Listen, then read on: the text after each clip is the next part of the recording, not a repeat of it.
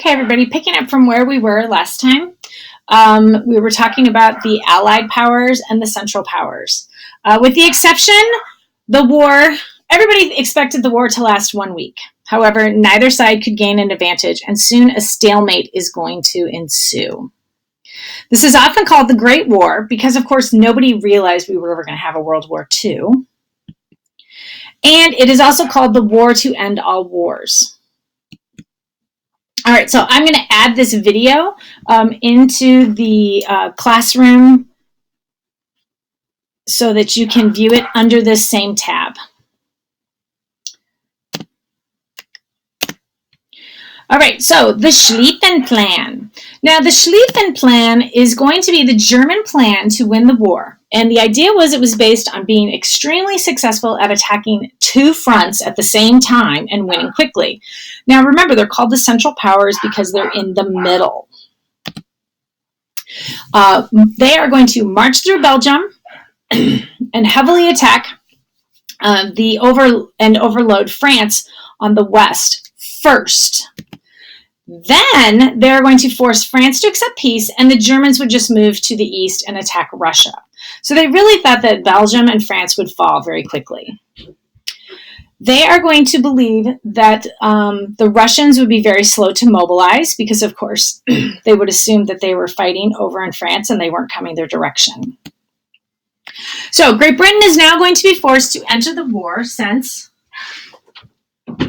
they are allies with Belgium and with France.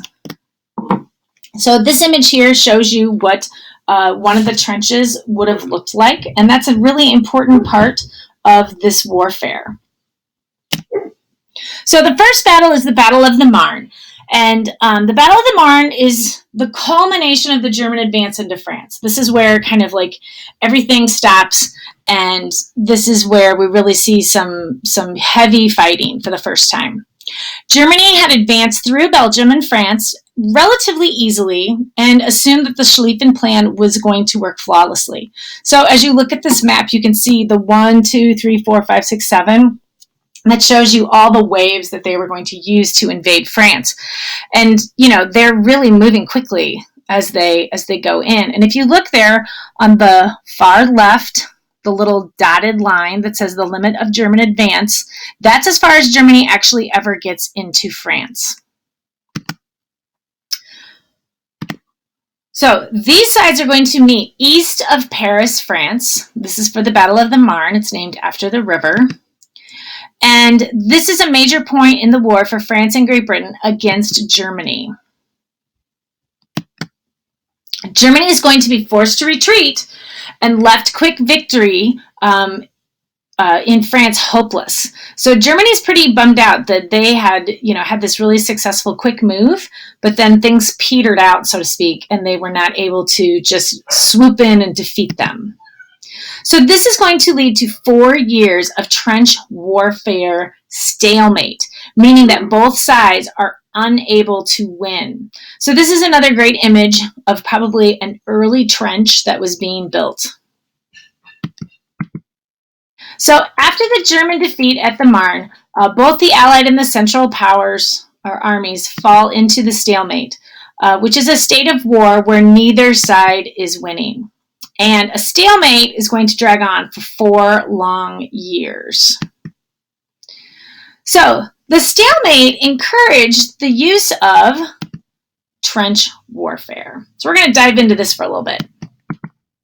Now both sides are going to create these permanent lines of fortifications that are dug into the ground to guard against attacks. And so as you look at this one, you can see this one isn't a very deep trench because the men are all standing and it appears like it's maybe 5 feet deep. But as we look at some of these slides, you're going to see they become quite sophisticated barracks. So here's one where we can see that they've used sandbags to build walls. Remember that these guys are going to be outdoors all the time, 24/7, every day of the year. Here we can see some really deep trenches that are built. As you can see, these men are standing and the trench is several feet higher than they are. So the offensive attacks were very costly as soldiers can attack from the trenches and cannot easily be hit. So what happens is that in between the two trenches is what's called no man's land. It's a territory that is going to be the space between the two battle lines, and it is known as the deadliest area. So here's some images that you can see of men trying to come across the no man's land. So this is often going to be filled with barbed wire and landmines as a way of protecting each side. So as they are building these trenches, they would actually go out at night and plant these little landmines and set up various barbed wire to slow down the attack of an enemy being able to come up over the trench and attack them. Another thing is advancement in new technology. So poisonous gas, that probably looks pretty familiar right now as we're all starting to have to wear masks when we go out. But these are really, pretty rudimentary masks. So chlorine and mustard gases were used by Germans on American troops. The gas attacks would affect the eyes and the respiratory system. They were extremely deadly and were outlawed by international law following the war. Now, one of the biggest problems was, of course, when they would ignite the gas would go all over the place. So even the Germans could end up getting some of that gas. The other thing that developed were armored tanks, and this is a really early version of a huge armored tank.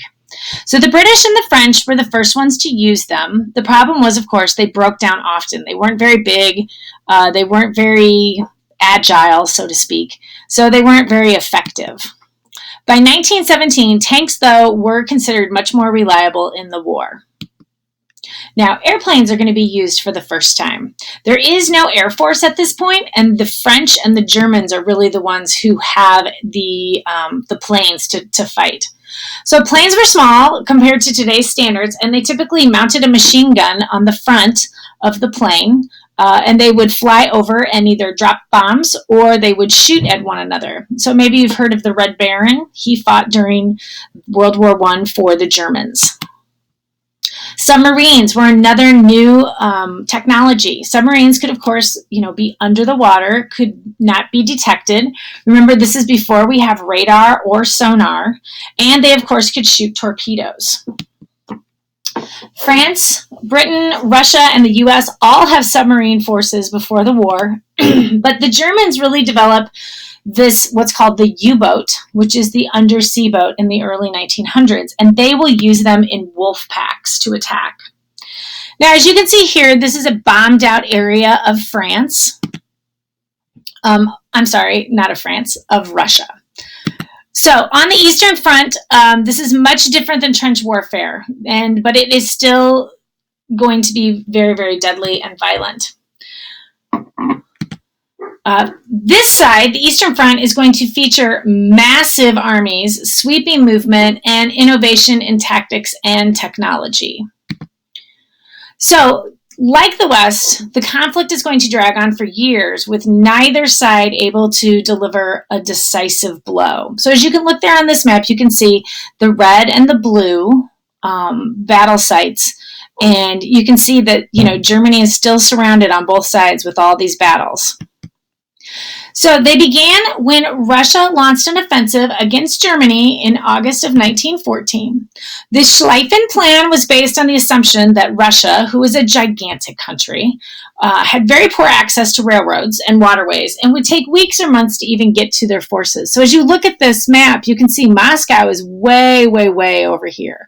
Way over to the far right side on the eastern side there. That's not really on the eastern side of Russia, but it's still hundreds and hundreds of miles from Germany.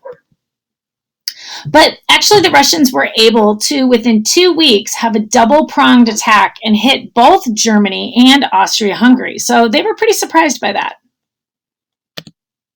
The first attack to hit East Prussia was with two 200,000 men armies, and the goal was simply to overrun the territory. The Russians forced the Germans to retreat at Stolipin, and the Germans regrouped and appointed a new experienced commander who is Paul von Hindenburg, and he will become a very famous guy, as you can see. So Hindenburg is going to outwit the Russian commanders, and he uses intercepted battle plans to his advantages, and he is able to push the Germans back.